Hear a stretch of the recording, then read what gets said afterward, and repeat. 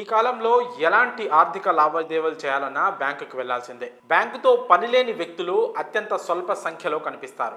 డబ్బులు డిపాజిట్ చేయడానికి లేదా డబ్బులు విత్డ్రా చేసుకోవడానికి, కొత్త అకౌంట్ ఓపెన్ చేయడానికి, ఫిక్స్డ్ డిపాజిట్ చేయడానికి, డీడీ తీయడానికి, పెన్షన్ తీసుకోవడానికి, లోన్ కోసం, అలాగే చెక్కు మార్పిళ్ల కోసం, ఇలా అనేక రకాల పనుల కోసం మెజారిటీ ప్రజలైతే బ్యాంకు గడప ఖచ్చితంగా తొక్కాల్సిందే. తాజాగా బ్యాంకు పనిచేసే సమయాల్లో మార్పులు చేశారు.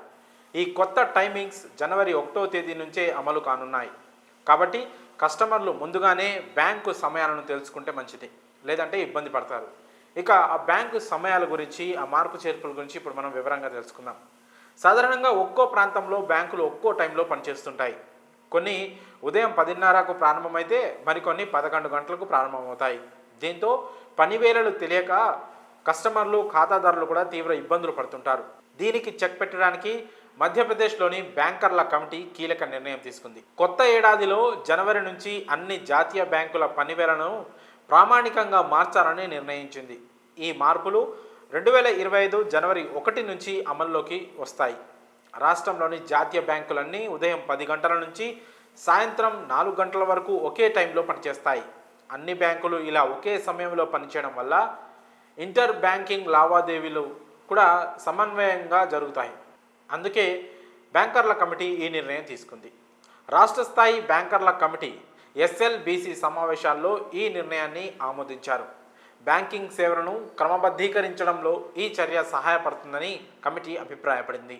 ఈ నిర్ణయం వల్ల ఇకపై ఖాతాదారులు వివిధ బ్యాంకు షెడ్యూళ్ల ప్రకారం ప్రణాళిక లేకుండా ఉదయం 10 నుంచి సాయంత్రం 4 గంటల మధ్య ఏ బ్యాంకుకైనా వెళ్ళొచ్చు.